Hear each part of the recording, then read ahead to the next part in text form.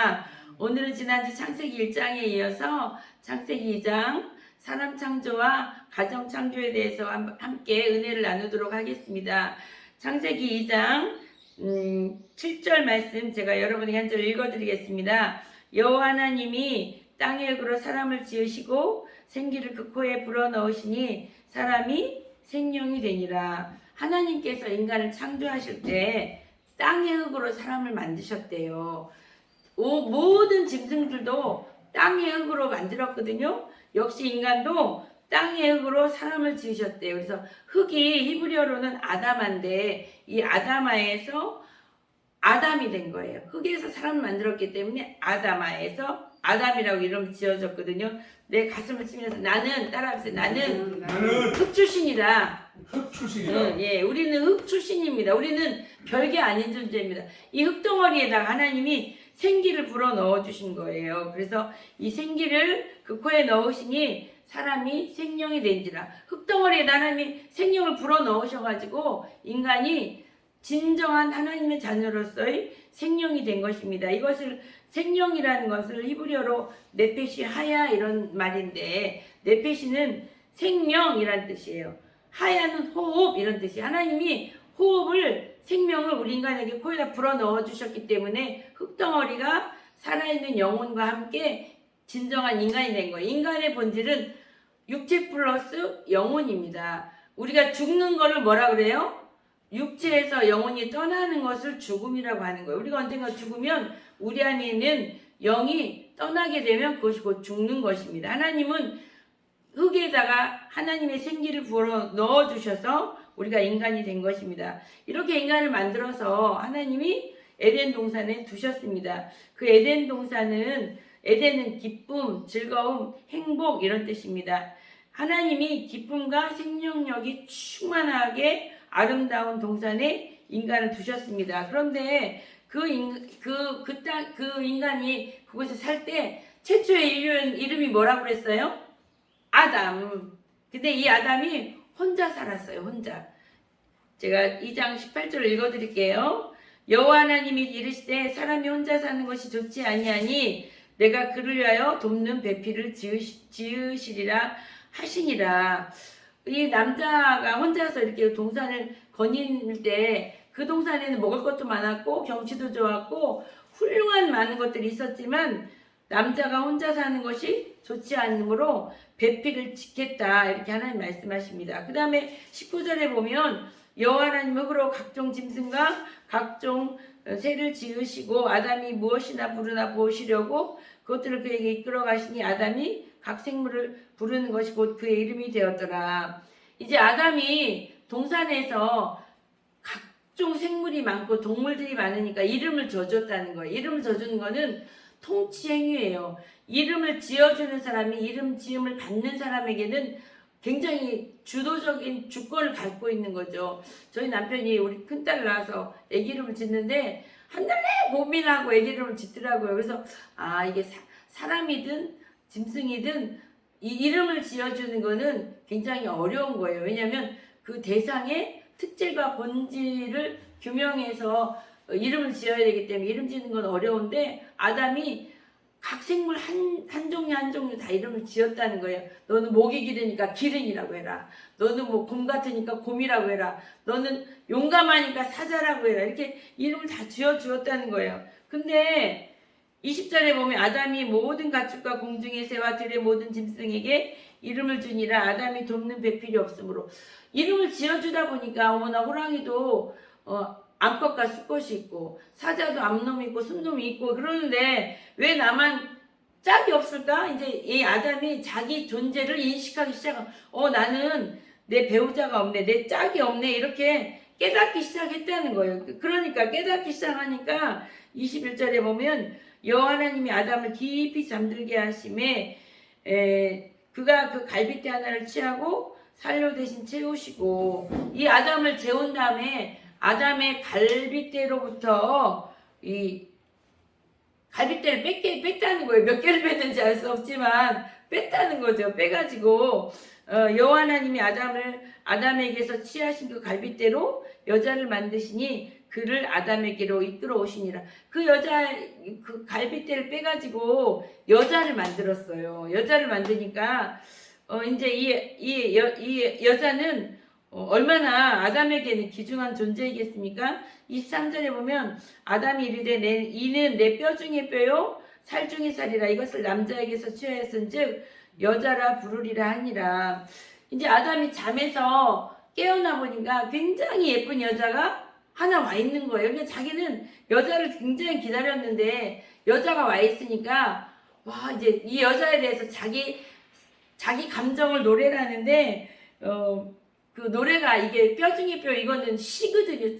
노래예요, 노래. 이는 내 뼈 중에 뼈요 살 중에 살이다. 이렇게 얘기해요. 왜냐면 이 여자는 내 뼈를 가지고 만들었잖아요. 내 살을 가지고 만들었기 때문에 너는 내 뼈고 내 살이야. 그러므로 너는 곧 나야. 자기의 분신을 바라보는 거예요. 신기하지 않겠어요? 자기가 자다가 일어나 보니까 예쁜 여자가 와 있는데 내 갈비뼈로 만들었단 말이지. 그러니까 너무 신기해가지고 너무 감사해서 너무 기뻐서 너는 내 뼈 중에 뼈요 살 중에 살. 이거는 가장 친하고 사랑스러운 존재에게 불러주는 사랑의 노래래요. 이게 이제 인류 최초의 사랑의 노래. 이거 어떻게 보면 좀 촌스러워요, 그렇죠? 이게 노래가 세련되지려면 비유법, 은유법, 풍유법 이런 게 들어가야 돼. 내 마음은 호수요, 그대 내게 노저오. 이렇게 막 풍유법, 비유법, 은유법을 써야 세련된 시가 되는데 이거는 직설법이에요. 그냥 너는 내 뼈 중에 뼈요, 살 중에 살이다. 이렇게 남자가 여자를 봤을 때 네 뼈는 내 뼈고 네 살도 내 살이야. 이렇게 느껴진다는 거예요. 맞는 거죠, 그렇죠? 하나님이 왜 이렇게 처음부터 흙덩어리 2개를 딱 빚어놓고 후 불어서 남자 하나 만들고 후 불어서 여자 하나 만들고 왜 이렇게 하지 않았을까요? 저는 그게 참 처음에 의문이었어요. 아니 귀찮게 뭐하러 남자 하나 만들어 놓고 혼자 외롭게 느끼게 한 다음에 남자를 깊이 잠들게 한 다음에 왜 남자에게서 이렇게 남자를 깊이 이게 말이 그렇지 깊이 잠들게 했다는 거 외가족이 스스로 했다는 거야. 마치 해놓고 갈비뼈를 뺐다는 건 그렇잖아요. 이렇게 힘들게 왜 이렇게 어려운 과정을 거쳐야만 되는가. 그 이유가 두 번째 있습니다. 24절에 있습니다. 그러므로 남자가 부모를 떠나 그 아내와 합하여 둘이 한 몸을 이룰지니라. 여기서요 남자가 부모를 떠나래요. 떠나서 하나로 살아가는 거. 하나로. 그래서 이 인류는 어떤 원리에 돌아가냐면요. 남자가 이 아담이 자기 아내를 보았을 때 네 뼈는 내 거고 네 살도 내 거야. 그러니까 너는 곧 나기 때문에 네가 어떤 일을 당하면 너는 내 생명이나 똑같기 때문에 나는 너를 위해서 죽을 수 있어. 이런 감정이 있다는 거예요. 자, 그럼 이 남자와 여자가 결혼해서 아기를 낳았어요. 아기를 낳았으면 이 남자가 이 아기를 보면 또 어떤 마음이 들까요? 마누라도 자기 아내도 내 뼈고 내 살이에요. 그럼 자녀는 어때요? 자녀도 내 뼈고 내 살이에요. 그래서 그렇게 해서 인류가 많이 번창했다고요. 그럼 모든 인류는 어떻다 소리예요? 한 아버지 밑에 태어났기 때문에 모든 인류는 하나의 사람이라는 거예요. 한 가족이라는 거예요. 하나님이 한 가족 공동체를 만들기 위해서 남자와 여자를 한꺼번에 동시에 만들지 않고 남자 먼저 만들어서 남자의 갈비뼈에서 여자를 취해서 여자와 함께 한 몸을 이루고 온 인류는 하나의 공동체를 살아라 이런 뜻이 있는 거예요. 그래서 한 몸을 이룰지니라. 한 몸을 이룬다, 합한다, 연합한다 이 뜻은 히브리어로 다바크인데 본드처럼 강력하게 붙어있는 상태를 합한다 이렇게 얘기하는 거예요. 그래서 아담과 그의 아내 두 사람이 벌거벗었으나 부끄러워하지 아니하더라. 근데 이제 문제는 뭐냐면 남자가 부모를 떠나서 그 아내와 합해요. 근데 우리나라의 전통적인 혼인 개념은 어떻습니까? 남자가 떠나서 여자한테 갑니까? 여자가 떠나서 남자한테 옵니까? 지금까지는 여자가 떠나서 남편 집으로 왔기 때문에 우리나라는 굉장히 역기능적인 가정이 많습니다. 우리 조선시대 때는 국가 종교가 유교였어요. 유교는 어떤 사상이 있냐면 삼강오륜에 의해서 나라가 통치되어지는데 삼강오륜에서 군신유의 군 임금과 신하는 신뢰가 있어야 된다 이런 뜻이고 부부유별 두 번째는 부부유별이거든. 아내와 남편은 별개다 분리되어야 된다 차별이 있어야 된다 이런 뜻이에요. 차별이 있어야 된다고 얘기하는 거예요. 그리고 부자유친 아버지와 아들은 친해야 된다 이렇게 얘기하는 거예요. 성경적으로 이거 완전히 틀린 사상입니다. 성경에서 지금 뭐라고 그랬어요? 남자가 부모를 떠나서 여자와 합하라 이렇게 얘기했어요. 근데 우리나라는 여자가 부모를 떠나서 남자와 합했기 때문에 가정이 굉장히 불행한 요소가 굉장히 많아요. 그래서 이제 여자가 시집을 가면 굉장히 시집살이를 많이 당했던 것이 우리나라의 혼인 구조고 엮이는 가정이 많았습니다. 서양의 보웬이라는 가족 치유학자가 이렇게 얘기했어요.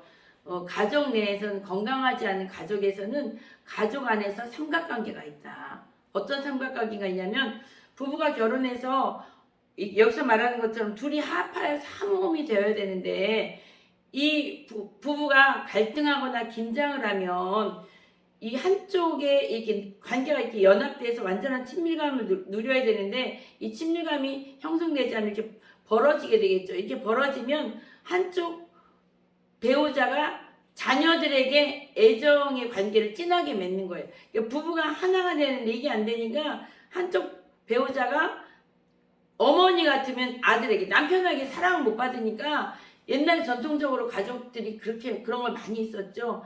남편이 아내를 사랑해주고 학대하니까 이 아내는 자기 아들하고 사랑의 관계를 맺습니다. 이 보행이라는 가족 심리학자는 이렇게 얘기했어요. 그거는 곧 바람이나 마찬가지다.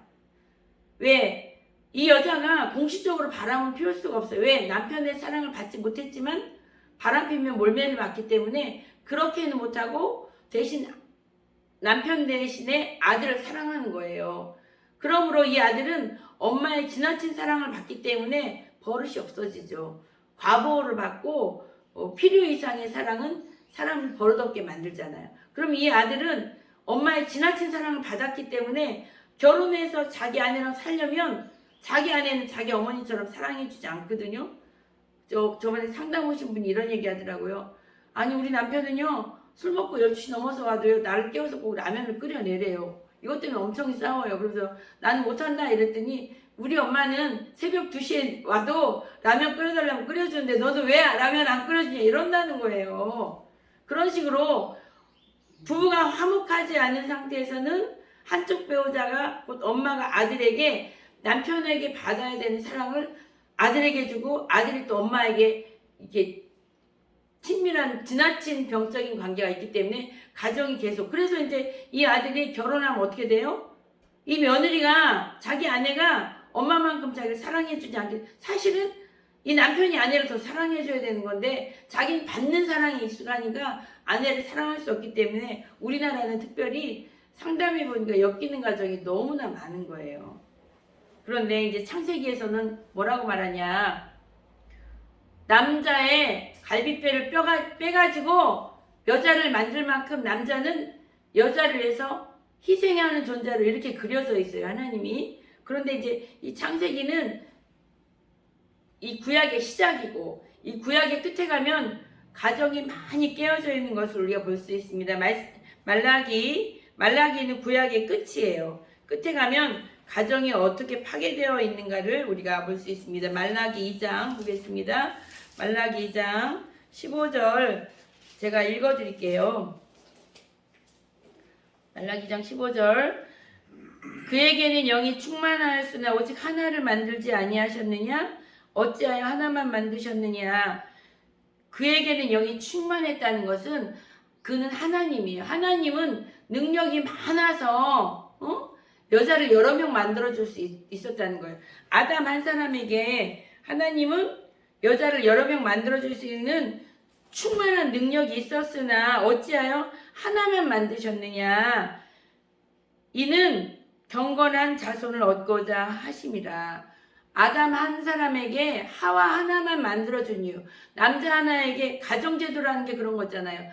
남자 하나 플러스 여자 하나 이렇게 구성된 게 가족이잖아요. 그런데 왜 하나님은 충만한 능력이 있음에도 불구하고 남자 하나에게 여자 하나만 만드셨느냐? 이는 경건한 자손을 얻고자 하심이라. 그러므로 내 심령을 삼가 지켜서 어려서 맞이한 아내에게 거짓을 행하지 말지니라. 그때 이 구약이 끝나는 이 시점에는 남자들이 많이 타락해서 가정을 업신여기는 거예요. 그래서 어려서 맞이한 아내에게 거짓을 행하지 말지니라. 그 다음에 이렇게 나와 있습니다. 이스라엘 하나님 여호와가 이르노니 나는 이혼하는 것과, 하나님이 이혼하는 거 싫어하신대요. 이혼하는 것과 옷으로 학대를 가리는 자를 미워하노라. 이 아내를 때리고 학대해 놓고는 옷으로 예쁘게 포장을 해 놓는 거예요.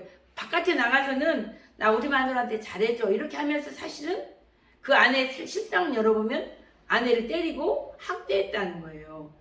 그러므로 너희 만군의 여호와가 말하노라. 그러므로 너희는 심령을 삼가 지켜 거짓을 행하지 말지니라. 이렇게 가정이 이제 창세기는 어떻게 돼요?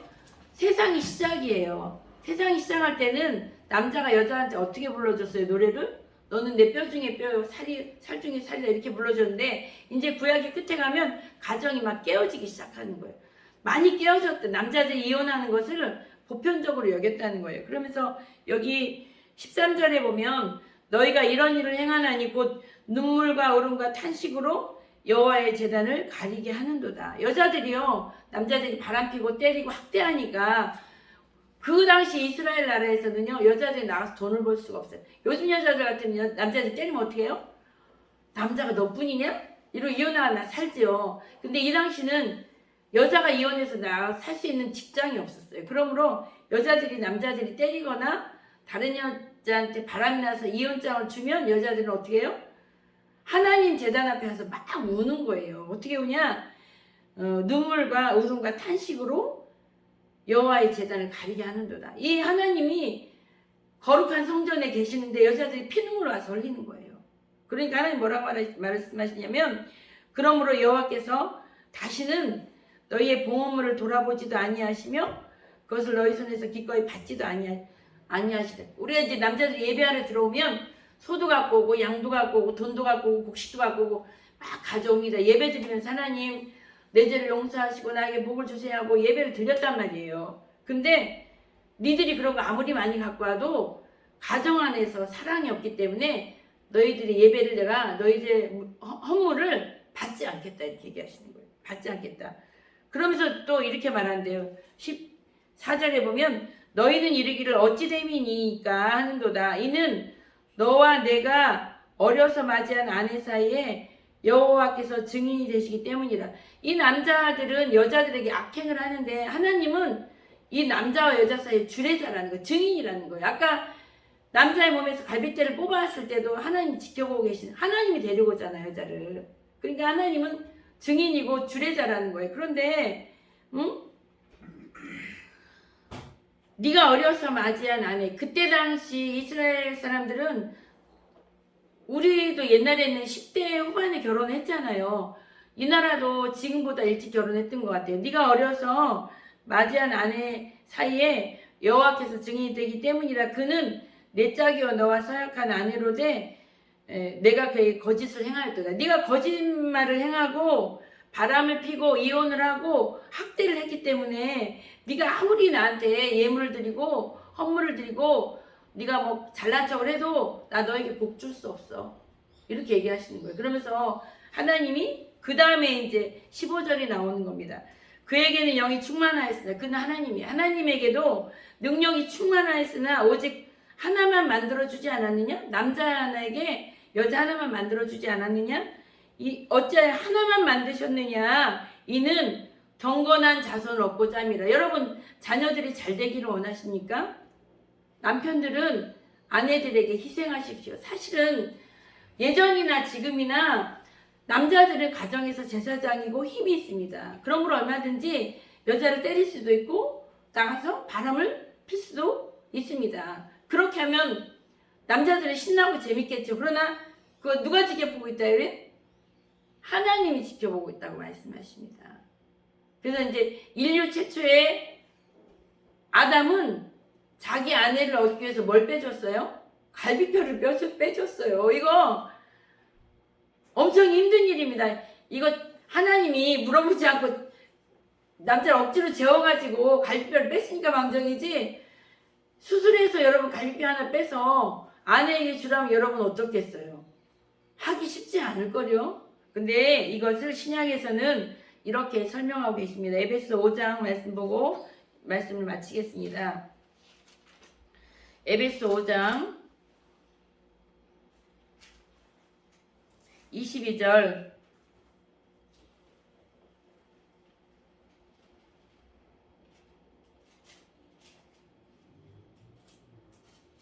25절 제가 읽어드릴게요. 에베소 5장 25절. 남편들아, 아내 사랑하기를 그리스도께서 교회를 사랑하시고 그 교회를 위하여 자신을 주심같이 하라. 남편들에게 먼저 이야기합니다. 아내 사랑하기를 그리스도 예수께서 교회를 사랑하시고 교회를 위해서 예수님이 십자가에서 죽어주셨기 때문에, 먼저 자기 생명을 줬기 때문에 이 교회가 탄생된 거잖아요. 그러므로 남편들아, 아내 사랑하기를 예수님처럼 목숨 버려서 사랑하라는 거예요. 인간의 최초의 모습이 어땠어요? 남자에서 갈비뼈를 빼서 여자를 만들었기 때문에 지금의 현대인의 남자들에게도 예수님이 교회를 위해서, 너희를 위해서 십자가에 죽은 것처럼 남편들아, 아내 사랑하기를 예수님처럼 먼저 죽어줘라, 이렇게 하는 거예요. 교회를 위해 자신을 주심같이 하라. 이는 곧 물로 씻어 말씀으로 깨끗하게 하사 거룩하게 하시고 자기 앞에 영광스러운 교회로 세우사 티나 주름 잡힌 것이나 이런 것들이 없이 거룩하고 흠이 없게 하려 하심이라. 이와 같이 남편들도 자기 아내 사랑하기를 자기 자신과 같이 할지니 자기 아내를 사랑하는 자는 자기를 사랑하는 것이니라. 누구든지 언제나 자기 육체를 미워하지 않고 오직 양육하여 보호하게 하시를 그리스도께서 교회에게 함과 같으니 우리는 그의 몸의 지체임이라. 그러므로 사람이 부모를 떠나 그의 아내와 합하여 그들이 한 육체가 될지. 이건 아까 창세기 2장의 말씀이십니다. 그 부모를 떠나 아내와 합하여 한 육체가 될지니 이 비밀이 크도다. 나는 그리스도와 교회에 대해서 말하노라. 그러나 너희도 각각 자기 아내 사랑하기를 자신같이 하고 아내도 자기 남편을 존경하라. 이 가정 내에서의 사랑은요, 남자가 먼저 아내를 위해서 죽으라는 거예요. 우리는 지금까지 어떻게 배웠어요? 유교적인 관점에서는 여자가 먼저 남편에게 죽어야 돼요. 지금까지 우리 그렇게 했어요. 근데 이 성경에서는 아니에요. 예수님이 우리를 위해서 십자가에 죽어준 것처럼, 그리고 최초 인간이 여자를 만들 때 남자에서 갈비뼈와 살을 빼서 여자를 만든 것처럼 이 가정에서는 남자가 먼저 여자를 위해서 죽어라, 그리고 여자는 남자에게 순종하라, 이렇게 원리가 이렇게 되어 있습니다. 그래서 이제 우리가 교육받을 때 이렇게 얘기합니다. 남자가 쉽냐 여자가 쉽냐. 우리는 여자들은요 오히려 쉬워요. 왜냐면 남편에게 순종하면 되니까. 근데 남편들은 어떻게 돼요? 자기 아내를 위해서 죽어야 되기 때문에 남편 역할이 더 힘든 거예요. 우리나라에 아버지 학교라는 게 있습니다. 교회마다 아버지 학교를 많이 했는데, 아버지 학교 교장이었던 어떤 모 장로님이 간증하시는 걸 제가 들었어요. 그 장로님이 이렇게 얘기하시더라고요. 아버지 학교를 하는데 자기가 아버지 학교를 하고 교장이 되고 나서 보니까 가정에서 아버지 역할이 얼마나 중요한지 알게 되었다. 그래서 아버지 학교 교장을 한 후로는 자기는 퇴근하면 웬만하면 밖에서 오래 있지 않고 그냥 퇴근과 함께 집으로 그냥 간다. 그런데 그러면 거래처와의 거래처 사장님들은 언제 만나고 직원들 회식은 언제 하냐 이렇게 물어보니까 이분이 이렇게 얘기해요. 나는 그거를 점심시간에 이용한다.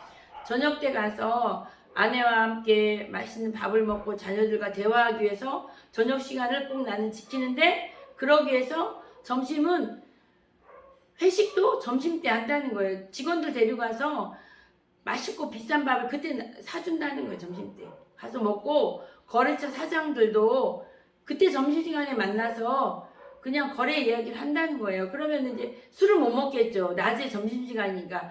거래처 사장들이 처음에는 불평해하고 짜증내더래요. 왜 밤에 만나서 거래 이야기하고 술도 한잔하고 이래야 되는데 니들 꼭 점심때 만나냐? 그래서 나는 지금 우리 가정에 이 가정에 들어가서 아내에게 말벗이 되어주고 자녀 교육을 하고 이런데 나 말고는 이걸 해줄 사람이 없다. 그러고 난 집에 일찍 들어가야 되니까 나 점심때 만나서 밥 먹는다. 그렇게 하고 또 이렇게 했대요. 그렇게 하는데 이제 시간이 한참 지나고 나서 보니까 이 거래처 사장들이 가정에 문제가 생기기도 하는 거예요.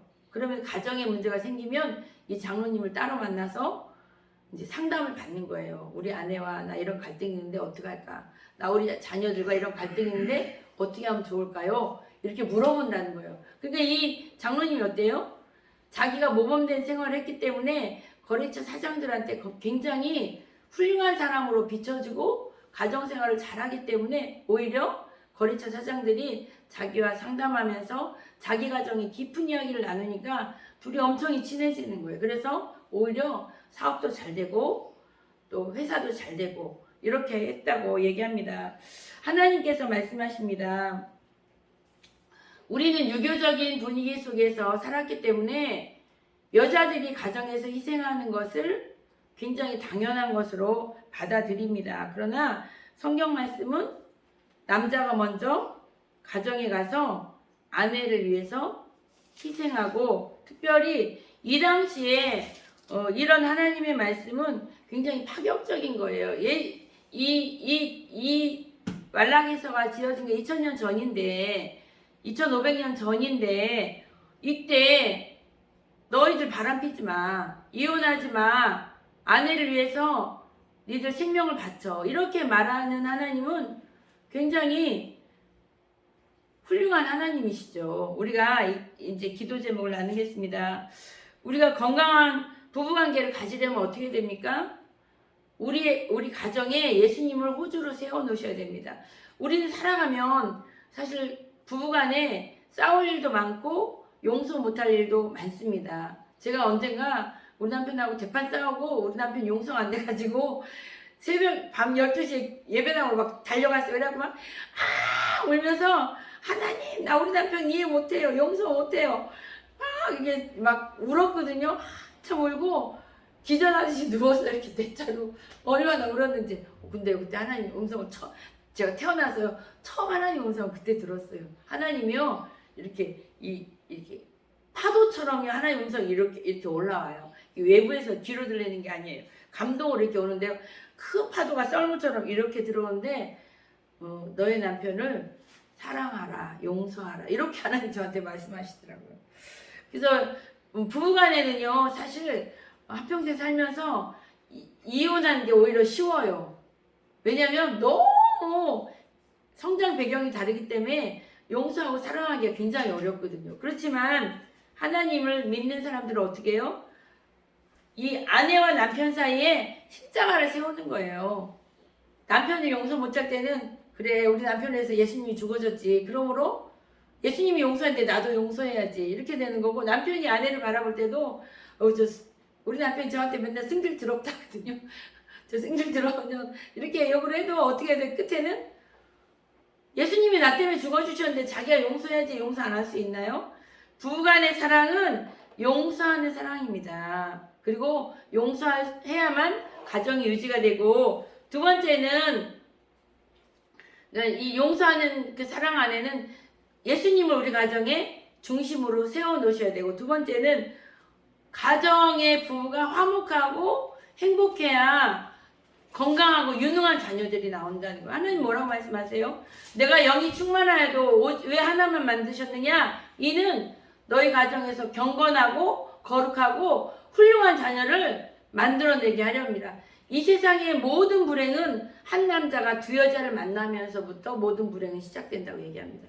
제가 여자이지만요, 만약에 남편이 바람핀다, 그럼 너 죽고 나 죽고 그러지. 그걸 봐주는 여자가 어디 있겠어요? 그럼 이 한 남자가 두 여자를 만나는 순간 이 가정은 지옥이 되는 겁니다. 그러면 지옥 가운데서 사는 자녀들이 성장하는 자녀들이 훌륭한 자녀가 나올 수 있겠습니까? 그럴 수 없는 것입니다. 우리가 이 시간에 찬양 한정하고 우리가 기도하기를 원합니다. 하나님, 우리 가정에 정말 이렇게 예수님을 모셔서 우리가 서로 사랑하게 용서하게 해주십시오. 두 번째는 우리 가정에서 훌륭한 자녀가 나오게 해주십시오 하고 찬양 한 장 부르고 기도하겠습니다. 찬양합니다. 주는 나를 이르시는 목자요, 나는 주님의 귀한 어린 양, 푸른 풀밭 맑은 시냇 물가로 나를 인도하여 주신다. 주는 나의 좋은 목자, 나는 그의 어린 양, 저를 따라 꼴을 먹여주시, 내게 부족함 전혀 없어라. 예쁜 새를 노래하는 아침, 노을 비끼는 고운 황혼에 사랑하는 나의 목자 음성이 나를 언제나 불러주신다. 주는 나의 좋은 목자, 나는 그의 어린 양, 저를 따라 꼴을 먹여주시, 내게 부족함 전혀 없어라. 못된 짐승 나를 잊지 못하고 거친 비방 삼지 못하리. 나의 주님 강한 손을 펼치셔 나를 주야로 지켜주신다. 주는 나의 좋은 목자, 나는 그의 어린 양, 저를 따라 꼴을 먹여주시, 내게 부족함 전혀 없어라. 이 시간 기도 제목 나는 하나님, 우리가 가정생활하는데 우리는 너무 성격이 달라서 서로 이해하고 용서하기가 힘듭니다. 하나님, 이 시간에 남편은 아내를, 아내는 남편을 용서하고 사랑할 수 있게 해달라고 기도하시고, 두 번째, 행복한 가정에서 자녀들이 탄생합니다. 아버지, 훌륭하고 멋진 자녀들이 우리 가정에서 나올 수 있게 해달라고 주 3장에 지금 기도하겠습니다. 주여, 주여, 주여, 주여, 주여. 살아계신 하나님 아버지, 은혜와 사랑에 감사드립니다. 하나님 아버지, 남자들이 먼저 아내를 사랑하여야 됨에도 불구하고 아버지, 타락하고 오염된 철학과 세상 사상으로 말미암아 아버지, 남자들이 여자를 생명 바쳐 사랑하지 못하는 것을 우리가 많이 봅니다. 하나님 아버지, 저희들의 죄를 회개합니다. 아버지들이 먼저 가정에 와서 희생하고 섬기고 봉사하고 세울 수 있도록 아버지 도와주세요. 아버지 도와주세요. 아버지 역사해주세요. 아버지, 또한 아내인 남편에게 순종해야 되는데 아버지, 남편에게 순종하지 못할 때가 너무나 많습니다. 아버지, 순종하고 남편을 섬기며 아버지, 가정 내에서 서로 용서하며 사랑하고 화목할 때 우리 가정에서 아름다운 자녀들이 탄생할 줄 믿습니다. 아버지, 역사해주세요. 아버지, 축복해주세요. 아버지, 은혜 베풀어 주시옵길 간절히 바라고 합니다. 아버지요, 아버지, 타락된 아버지, 이혼되고 학대된 많은 가정들이 있습니다. 아버지, 깨어진 가정들이 회복되어지기를 소원합니다. 깨어진 부부관계가 회복되어지기를 소원합니다. 먼저 아버지, 남자들이 먼저 희생하고 여자들은 순종해야 되는 이 창조의 원리를 아버지, 우리가 먼저 배워서 우리 삶으로 적용하기를 원합니다. 아버지, 도와주세요. 아버지, 역사해주세요. 아버지, 축복해주세요. 아버지, 많은 영혼들이 이 원리에 입각해서 가정생활이 아름답고 복된 가정생활 될 수 있도록 아버지 도와주셨기를 간절히 바라고 나오니 아버지 도와주시고 역사하시고 우리의 심령에 풍성한 사랑을 부어주시고 풍성한 은혜를 부어주시옵기를